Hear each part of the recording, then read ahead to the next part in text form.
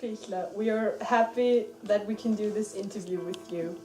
We would like to talk about your experiences and memories living near the Iron Curtain.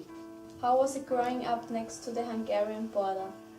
I think it was bad to grow up near the Hungarian border because the experiences there were not that good. At the beginning there were mines between the barbed wire fence, and sometimes these mines detonated and the windows rattled, and we were very afraid. Did you know Hungarian people, and was it possible to get in contact with them?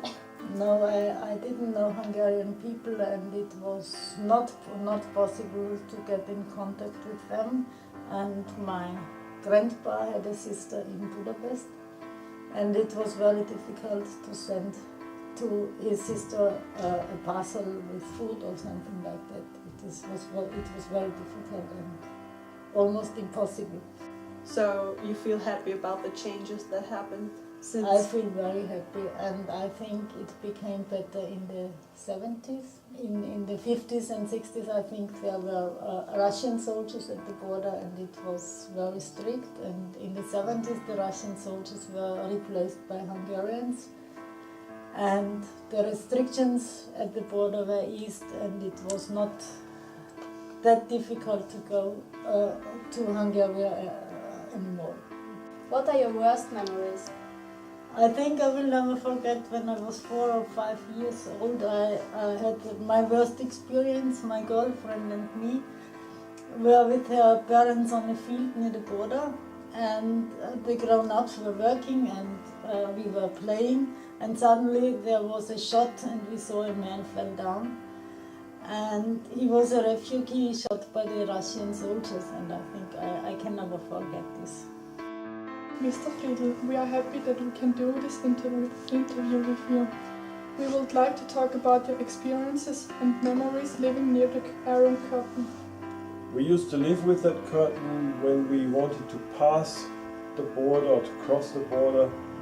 We had to have a passport, we had to identify ourselves, and if you wanted to go by train, for example, through Hungary, passing through Hungary, there were soldiers, Hungarian soldiers, climbing on the train and escorting the train to the next border, leaving Hungary again and coming into Austria. How did your life change when the curtain fell?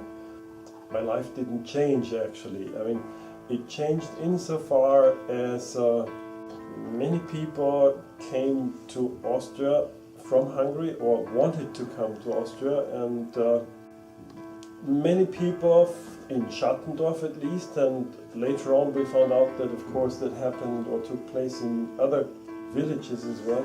Many people in Schattendorf went to this border, to this Iron Curtain, trying to find people who were fleeing from Eastern Germany, for example, and telling them, informing them that they have now reached Austria, because it is a green border basically. There was not really an Iron Curtain everywhere. But it was just that you knew this creek, for example, or a little river or whatever was the border. And these people didn't know when they came from East Germany through Hungary to Austria that they were in Austria then. It changed my life insofar as I learned to know many things about what was going on in Eastern Germany at that time or before. This big brother thing, everybody was watching everybody else.